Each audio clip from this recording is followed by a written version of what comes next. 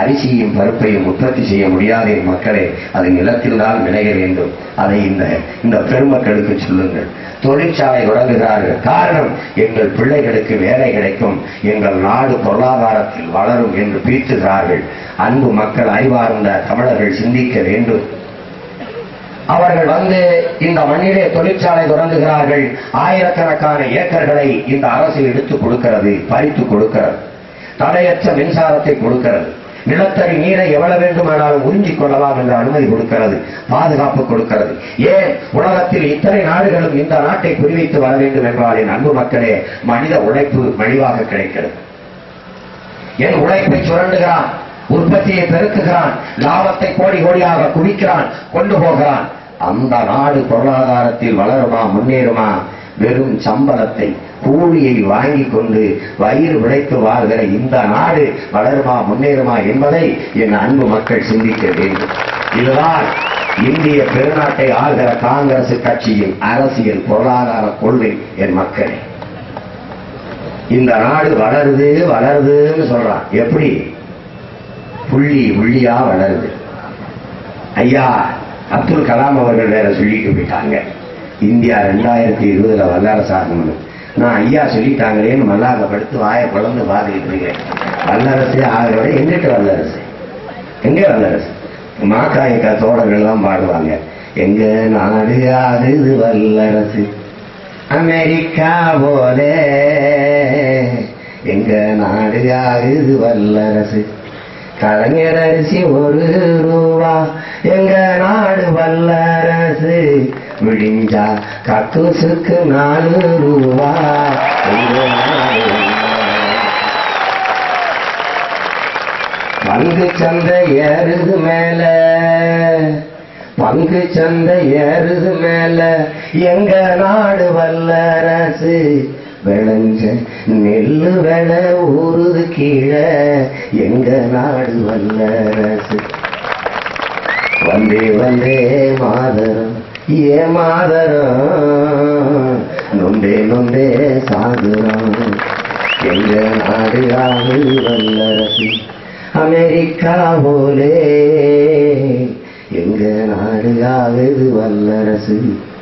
சதம் அடிச்சா டெண்டுல்கர் எங்க நாடு வல்லரசு, படிச்ச டிகிரி எல்லாம் டீ மாஸ்டரு எங்க நாடு வல்லரசு. டெல்லி வரைக்கும் 1 ரூபா போனு, டெல்லி வரைக்கும் 1 ரூபா போனு எங்க நாடு வல்லரசு, பள்ளிக்கூடம் எஞ்ச பிறகு வருது வேணும் எங்க நாடு வல்லரசு. வந்தே வந்தே மாதரம் ஏ மாதரம், நொந்தே நொந்தே சாகுரம். நொந்து நொந்தே சாக வச்ச வயலுங்க வல்லரசுங்க. உலகத்தில் தாய் சேர்ந்த நாடு ஊழல். என் அன்பு சொந்தங்களே, லஞ்சத்தை தேசிய மயமாக்கி விட்டார்கள். என் அன்பு மக்களே, லஞ்சம் தேசிய மயமாக்கி போனது. பிறப்பு சான்றிதழ் வாங்க பணம், இறப்பு சான்றிதழ் வாங்க பணம். பிறந்தாலும் செத்தாலும் இந்த நாட்டில் இளவு காசு கொடுத்து அழ வேண்டும். என அன்பு மக்களே, அன்பு மக்களே, நினைச்சு பாருங்க. தவிச்ச வாய்க்கு தண்ணி தர மக்கத்த அரசு அக்குவபெனா நக்குவபெனா இரவுனா போட்டு நிற்க. அது சுத்திகரிக்கப்பட்டதா? அது சுகாதாரமானதா? எவனுக்கா தெரியுமா? தெரியாது. எவனுக்கு தெரியும்? இங்க வந்தா, நம்ம பகுதிக்கு வந்தா பவானி சிறுவானின்னு ஏதோ ஒரு இருக்குது, அங்க போனா அக்குவபெனா மினரல் ஏதோ ஒன்று விற்குது. அது என்ன தண்ணியும் தெரியல. போற அவசரத்துல தண்ணி வாங்கி குடிச்சிட்டு போயிட்டு எவனோ குடிச்சிட்டு போயிட்டு இருக்கேன். தவிச்ச வாய்க்கு தண்ணி கொடுக்க முடியல இந்த நாட்டுல. ஒரு நாடு என் அன்பு மக்களை குடிநீரை விற்பனைக்கு கொண்டு வந்துட்டது. இது என்ன உட்பட போகுது? சிந்திச்சு பாருங்க, சிந்திச்சு பாருங்க. அமைதியா உட்காருங்க, உட்கார விடுங்க, அமைதியா உட்காருங்க. அக்கா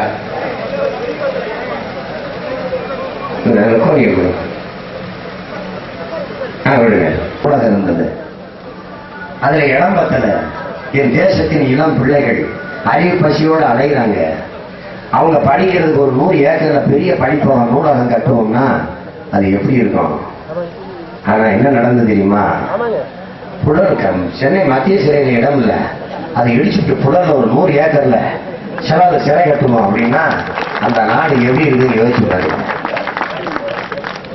கன்னிமாராவில் இடம் பத்தல இடிச்சுவிட்டு 100 ஏக்கர்ல நூலகம் கட்டுவோம்னா அந்த நாடு வளருது, வல்லாரிக்க நாடாக உயருதுன்னு அர்த்தம். இந்த சமூகம் அறிவார்ந்த சமூகமாக ஆகிக் கொண்டிருக்குன்னு அர்த்தம். மத்திய சிறையில இடமில்ல, அதை இடிச்சுட்டு புலர் சிறையில 100 ஏக்கர்ல புலர்ல கட்டுவோம்னா அந்த நாடு கேவலப்பட்டு நாரி நாசமா போகுதுன்னு அர்த்தம். என் அன்பு மக்களை சிந்திங்க. பழச்சாறு கடையில ஒருத்த நிக்க மாட்டேங்கிறான், டாஸ்மார்க்ல கூடி நிக்கிறான். இது விளங்குமா? இது என்ன நாடு இது? இதுல இந்த லட்சணத்துல குடிய கெடுக்கும். அது எழுதி இருக்குது, கீழே மது நாட்டுக்கும் வீட்டுக்கும் உடலுக்கும் கேடு. நாட்டுக்கும் வீடுக்கும் உடலுக்கும் இது என்ன கேடு? உடலுக்கும் வீட்டுக்கும் கேடு. நாட்டுக்கு என்ன கேடு? 15,500 கோடி வருது. அதை வச்சுக்கிட்டாங்கன்னா இத்தனை அண்டா உண்டா மிக்சி கிரைண்டர்லாம் கொடுத்து எங்களை ஏமாத்திட்டு இருக்கீங்க. நாங்க குடிச்சு போட்டுன காசுல தானே நீங்க அடிச்சது போக மிச்சத்தை எங்களுக்கு இழுக்கி விடணும்.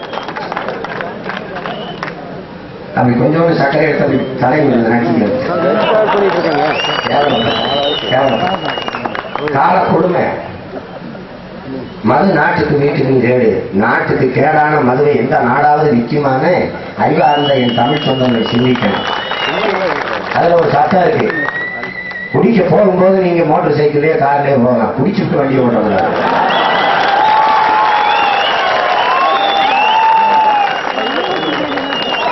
குடிக்க போகும்போது நீங்க போகலாம், குடிச்சுட்டு வரும்போது இந்த 3000 ரூபாய் கண்டம் போகுது. அனுபவத்துல சொல்றாரு, அனுபவம் பேசுது, அனுபவம் பேசுது. குடிச்சுட்டு வண்டி ஓட்டக்கூடாது. நாங்க என்ன சொல்றோம், குடிச்சுட்டு நாங்க வண்டி ஓட்டல. நீங்க இந்த 108 அவசர ஊதி மாதிரி அங்க ஒரு ஊதியம் இருக்குங்க. டாஸ்மார்க்ல போற போது ஏங்களா உன் பேரு முகவரி சொல்லு, சரி உங்க வீட்டுல இருக்கிறத ஏதோ அம்மா அப்பா பேரு சொல்லு, சரி நீ குடிச்சுட்டு வண்டி இங்க பூட்டிட்டு சாவி கொண்டு போய் வச்சிட வச்சுக்க, வண்டியில படுத்து நான் வண்டி இறக்கி விட்டுறேன். இப்படி ஒரு திட்டம், அப்படி ஒரு திட்டத்தை கொண்டாடணும்ல. மக்கள் நலன்கிறது அரசு கேவலம், கால கொடுமை. இங்க வந்து பேசின ஐயா கலைஞர் பெருமகனார் சொல்றாரு, இந்த சாயப்பட்டறைய மூடுகிற பிரச்சனைய நான் முழுதா வந்து தீர்த்துறேன், சாயக்கடை பிரச்சனையை தீர்த்துறேன், அந்த பிரச்சனைக்கு நிரந்தரமா தீர்வு காண்றேன். எப்ப 5 வருஷம் ஆளும்போது அதை மூடுனதே நீங்க தான். அப்புறம் அடுத்த தடவை ஆட்சிக்கு வரும்போது அப்புறம் என்னங்க இப்படித்தான் போன பாராளுமன்ற தேர்தலில் எங்க ஐயா நல்லசாமி இந்த கல்ல இருக்கிற பிரச்சனையை வச்சு போராடிட்டே இருந்தாரு. கல்ல இருக்கிற பிரச்சனையை அப்ப நாங்க பரிசீலனை செய்வோம், வென்றவரு பரிசீலனை எங்க செய்யுது? காலையே மூடிக்கிட்டீங்க. பிரச்சனை என்ன? எப்பவுமே என்ன? இத்தனை வருஷம் 5 வருஷம் நாட்டு முதலமைச்சரா இருந்தவர் இந்த மக்களுக்கு நல்லது செய்ய வழி இல்லையா? என்ன சொல்றாரு தெரியுமா உங்களுக்கு? நான் பொன்னர் சங்கர் கதைவசனம் எழுதுனது மாதிரி தீரன் சின்னமலை கதைவசனத்தை எழுதி அதுல வர காசை வாங்கி ஏழைகள் உங்களுக்கு உதவு. அதுக்கு நீங்க கதைவசமே எழுதிட்டு இருந்திருக்கலாமே, முதலமைச்சர் ஆக வேண்டியது இல்லையே. ஒரு நாட்டை ஆளுகிற பெருமகன் அரசை வைத்துக் கொண்டு இந்த மக்களுக்கு ஒன்றும் செய்ய முடியாம கதைவசனம் எழுதி நல்லது செய்யறது மாதிரி ஒரு கேவலம் ஏதாவது உண்டா? காலையில செய்தித்தாள புரட்டினா ஜனநாயகத்தை காப்பாற்ற திமுக கூட்டணிக்கு வாக்களிங்கிறாரு. ஜனநாயகத்தை காப்பாற்ற எப்படி? பணத்தை வாங்கிட்டு வாக்களிங்க. கேடு கட்ட பெருமைமிக்க இந்த நாட்டின் ஜனநாயகத்தை பணநாயகமாக மாற்றியது நீங்க. அப்படின்னா என்ன அர்த்தம்? என் அன்பு மக்களே, அப்படின்னா என்ன அர்த்தம்? இன்னைக்குத்தான் காவல்துறை ஒழுங்கா கடமையை செய்து அர்த்தம். இத்தனை காலமா கடமை கண்ணியம் கட்டுப்பாடோடு உண்மை நேர்மையுமாக அர்ப்பணிப்போடு களமாட வந்த தமிழ் பிள்ளைகளை காவல்துறை அதிகாரிகளை ஏவல் துறையாக மாற்றி நிறுத்தியதை இவர்கள் தான் என் அன்பு மக்களே. இன்னைக்கு தான் உண்மையா இருக்கிறான், அந்த உடுப்புக்கு உண்மையா, அவன் எடுத்துக்கொண்ட சத்தியத்துக்கு நேர்மையா, அது சகிக்க முடியல. ஏன்? பணத்தை கொடுக்கும்போது பிடிச்சுக்கிறேன். அதுல சிக்கல். சிக்கல். இப்ப என்ன தெரியுமா, தேர்தல் ஆணையம் எதிர்கட்சிக்கு ஆதரவா எங்குதான், எதிர்கட்சிக்கு. என்ன கொடுமை, என்ன கால கொடுமை இல்லை, கால கொடுமை. இத்தனை நாள் நீங்க சொன்னதை கழிச்சு உண்மையிலேயே என் மேல வழக்கு போடும்போது அந்த காவல்துறை அதிகாரிக்கு தெரியும் நான் பேசுறதுல ஒரு தப்பும் இல்லைன்னு. நம்ப முடிகிறதா என் அன்பு மக்களே? 1.5 ஆண்டுகளில் 5 முறை நான் சிறைப்படுத்தப்பட்டிருக்கேன். 5 முறை நான் எந்த பெண்ணையும் கையை பிடிச்சிருக்கல. நான் ஆத்து மணல் அள்ளி ஒண்ணு விற்கல, நான் கள்ளச்சாராய காட்சி ஒண்ணு விற்று, நான் ஊராஞ்சொத்தை துறங்கி ஒண்ணு உடையில போடல, நான் இளஞ்சொத்தையும் கொள்ளையடிக்கல, திருடல, பொய் சொல்லல, கொலை செய்யல, எதுவுமே செய்யல. இதையெல்லாம் செஞ்சவங்களை தடுக்க போராடுனேன். அதுக்கு 5 முறை சிறை, கடைசியா 5 மாசம் சிறை. ஒன்னே ஒண்ணுதான் நான் சொன்னேன், என் மீனவனை நீ அடிச்சா நான் உன் மாணவனை அடிப்பேன். அதுவே எனக்கு ஆற்றா வந்தது, எனக்கு கோபம் வந்தது. ஏன்? நான் நல்ல ஆத்தாள் அப்பனுக்கு பிறந்ததுனால.